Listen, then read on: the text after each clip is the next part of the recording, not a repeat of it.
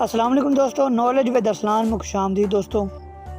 مختلف قوموں اور مذہبوں کو ایک دوسرے کے دبے پہلو رہنے سہنے کا موقع ملتا ہے، تو جس میں قوت اور تاثیر زیادہ ہوتی ہے وہ دوسروں پر اپنا اثر ڈالتا ہے، اور یہ اثر مختلف شکلوں میں ظاہر ہوتا ہے۔ جب مسلمان ہندوستان میں آئے تھے تو ہندوؤں میں بہت سی خرابیاں پیدا ہو چکی تھیں۔ مثلاً مورتی پوجا عام تھی، پروہتوں نے اپنے طور پر جو رسمیں جاری کر دی تھیں ان کی پابندی پر بہت زور دیا جاتا تھا، اور مذہب کی روح کے مطابق اپنی زندگی سنوارنے کا کسی کو خیال نہ تھا۔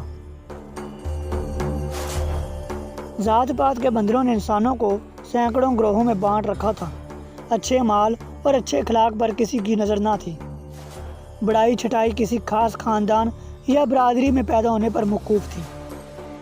چھوت چھات کی وبا ہر طرف پھیلی ہوئی تھی۔ بعض مقامات میں تو یہ حالت تھی کہ جن لوگوں کو چھوت سمجھا جاتا تھا وہ 60 گز تک برہمنوں سے دور رہنے پر مجبور تھی۔ اسلام کی تعلیم بہت سادہ تھی، اس میں اونچ نیچ کی کوئی تمیز نہ تھی۔ سب انسانوں کو برابر سمجھا جاتا تھا، اور انسان کی برتری کا معیار یہ نہ تھا کہ وہ کس رنگ کا ہے، کس خاندان میں پیدا ہوا ہے یا کتنا دولت مند ہے۔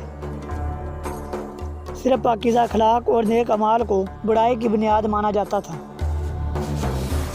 باہمی محبت، رواداری اور بے تعصبی پر خاص زور دیا جاتا تھا۔ توحید کا عقیدہ اسلام کی روح تھا۔ مسلمان بزرگوں نے جگہ جگہ مرکز قائم کر لیے تھے، اور وہ نرم دلی، شفقت اور خوش اخلاقی سے اسلامی تعلیم کی اشاعت کر رہے تھے۔ آہستہ آہستہ اس کا اثر غیر مسلموں پر بھی پڑنے لگا۔ ان میں کئی مسلح پیدا ہوئے جن کی تعلیم میں اسلامی اثرات موجود ہیں، اور صاف معلوم ہوتا ہے کہ اسی دین حق کی روشنی میں انہوں نے اپنے مذہب کی تعلیمات کو نیا لباس بنایا تھا۔ ان مسلحوں میں سے رامانند، چیتنیا اور گرو نانک کے نام خاص طور پر قابل ذکر ہیں۔ رامانند 14ویں صدی عیسوی میں گزرا ہے۔ اس نے بھکتی کی طریق چلائی۔ وہ ذات پات کے جھگڑوں سے سخت بیزار تھا۔ سب کو یہی تعلیم دیتا تھا کہ ایک خدا کی عبادت کرو، باہم محبت اور اتفاق سے رہو۔ تعصب اور تنگ نظری بہت بری چیز ہے، اور ذات پات کو بالکل چھوڑ دیا تھا۔ گرو نانک سے سکھ دھرم کی بنیاد پڑی۔ گرو جی کی زندگی کا بہت بڑا حصہ مسلمان درویشوں کی صحبت میں بسر ہوا تھا۔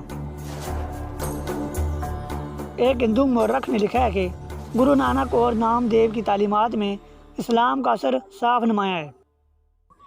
یہ بزرگ ذات پات، چھوت چھات، بہت سے خداؤں کے عقیدے اور بت پرستی کے سخت مذمت کرتے تھے، اور کہتے تھے کہ ایک خدا پر ایمان لاؤ، عمل میں اخلاص برتو اور پاکیزہ زندگی بسر کرو۔ ان کا بنیادی عقیدہ یہ تھا کہ خدا ہندوؤں، مسلمانوں، چنڈالوں اور برہمنوں سب کا مالک ہے۔ جو شخص سچائی کے راستے کا طلبگار ہے اسے چاہیے کہ ریت اور رسم اور ذات پات کی زنجیر کو توڑ ڈالے۔ یہ پاکیزہ اثرات اسلام نے پیدا کیے، جن سے آہستہ آہستہ ہندو مت کی ساکن سطح میں بھی جنبش پیدا ہوئی، اور بعد میں جتنی اصلاحی طریقے چلی بروئے کار آئیں، ان سب میں ان اثرات کا پڑ تو موجود تھا۔